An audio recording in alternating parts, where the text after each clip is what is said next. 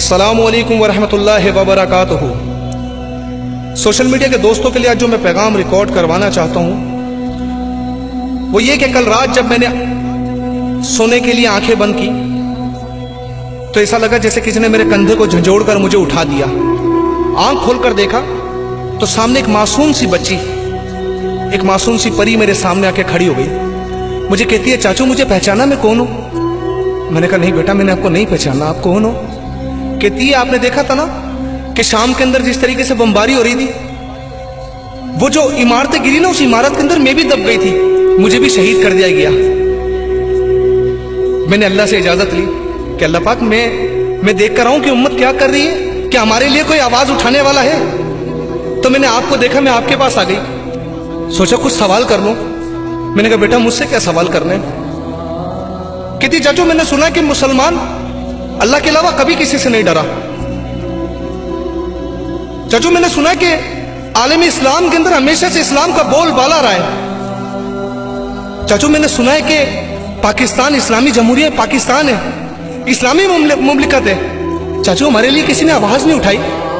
मैंने कहा बेटा वो PSL के मैच में मसरूफ है, जब फारिग होंगे तो आपके लिए आवाज उठा लेंगे। कहते चाचू मैंने सुना है कि यहाँ के हुक्मरान बड़े ताकतवर है, उन्होंने हमारे लिए कुछ नहीं किया।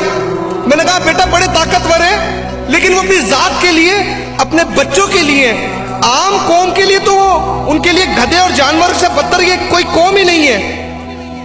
कहते यहाँ का कानून मैंने सुना बड़ा सख्त है। मैंने कहा बेटा हाँ बड़ा सख्त है, या गरीब को कुत्ते की तरह घसीट कर जेल और काल कोठरी में फेंका जाता है और अमीर को प्रोटोकॉल के साथ अदालत में पेश किया जाता है।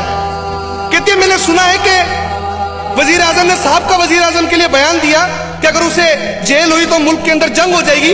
मैंने कहा हाँ बेटा तुमने सही सुना है। तो कहा कि चाचू क्या हमारे लिए जंग का ऐलान नहीं हो सकता था?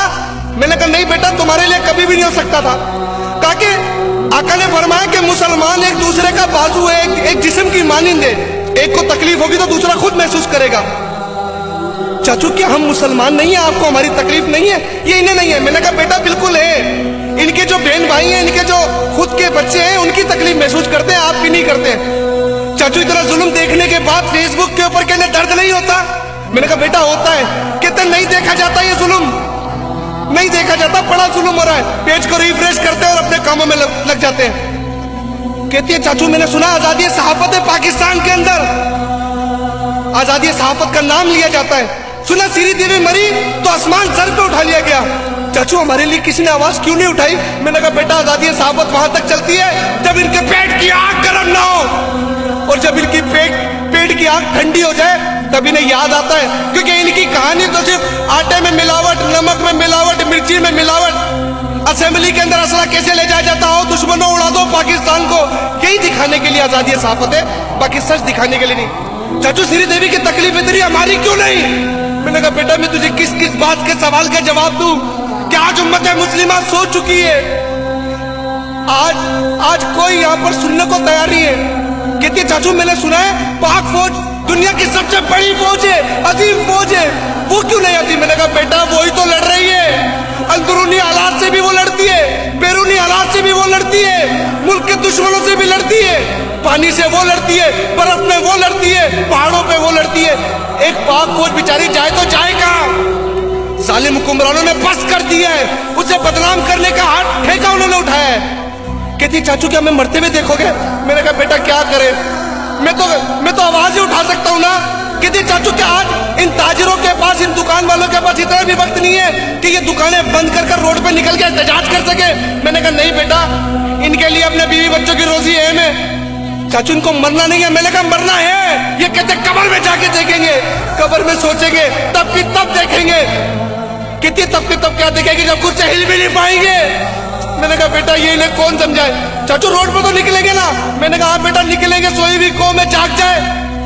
अब सवाल करता हूं मैं तुम लोगों से, ये हर उस बच्ची की आओ बका है जो सीरिया में चल रही है, जिसे शहीद कर दिया गया, क्यों? मेरे आका मौला ने फरमाया जब शाम में खैर ना हो तो कायनात में कहीं खैर नहीं होगी। क्या मुसलमान इतना कमजोर हो गया है? क्या मुसलमान इतना कमजोर हो गया? मेरे मालिक, ए मेरे रब्बे जुल जलाल, मेरा मौला इतना रुसवा हो गया मुसलमान के सर उठा के चलने जैसा नहीं है। मौला तुझे वास्ता है, तो تجھے واسطہ ہے تیرے حبیب کے خوبصورت چہرے کا صدقہ مسلمانوں کی عزت اور کھویا ہوا وقار لوٹا دے. مسلمانوں کو جمعے کا دن ہے نا, خدا کا واسطہ اس بچی کی آؤ بکا پر روڈوں پہ تو نکل آؤ. کل بروز محشر یہ تو کہہ سکو کہ اللہ جتنا اختیار تھا اتنا کیا, جتنا اختیار تھا اتنا کیا. اور خدا کی قسم جس نے اللہ کی راہ میں اپنے پیر خاک آلود کیے جہنم کی آگ اس پر حرام ہو گئی. نکل کر تو دیکھو یار, کہاں نہیں مارا جا رہا مسلمانوں کو, کہاں مارا نہیں جا رہا. سیریا میں, فلسطین میں, شام میں مرے بھی ہمارے لوگ, دہشت گرد بھی ہم. کون سا ظلم ہے؟ اب بھی آنکھیں نہیں کھولو گے؟ یہ ہر اس بچی کی پکار ہے, یہ اس ہر بچی کی پکار ہے جو امت مسلمہ میں, وہ کسی فرقے کو آواز نہیں دے رہی, وہ کسی سنی کو آواز نہیں دے رہی, وہ کسی دیوبندی کو نہیں, وہ پوچھ رہے کہ امت جاگی نہیں ہے, کہ امت اب بھی سو رہی ہے. میں امید کرتا ہوں کہ اب تو باہر نکلو گے, کچھ نہیں کر سکتے, آواز تو اٹھا سکتے, بند کرو ہماری ماؤں بہنوں پر ظلم. وہ تمام اسلامی ممالک کیا کیوں نہیں ہوتے؟ وہ بچی پوچھتی ہے کہ سنہرا پڑا طاقتور ہے, تیل کے کنویں. میں نے کہا بیٹا بڑا طاقتور ہے, ہندوؤں کے مندر بنانے میں مصروف ہے, جب فرصت مل جائے گی تب تمہارے بارے میں سوچ لیں گے. بس کر دو یار, قوم اتنی سوئی ہوئی مری ہوئی قوم نہ بنو. بروز محشر اللہ کے آگے پیش ہونا ہے, یہ کام چلتے ہی رہیں گے. میں صرف اتنا چاہتا ہوں, پچھلی بار بھی آپ لوگ باہر نکلے تھے نا, اس بار بھی باہر نکلو گے. جمعے کا دن اللہ کی عبادت کا دن ہے, نماز پڑھ کے اللہ کی راہ میں پیر خاک آلود کر لو یار. خدا نہ جانے کون سی بات پر تمہیں بخش دے, نہ جانے کس بات پر بخش دے.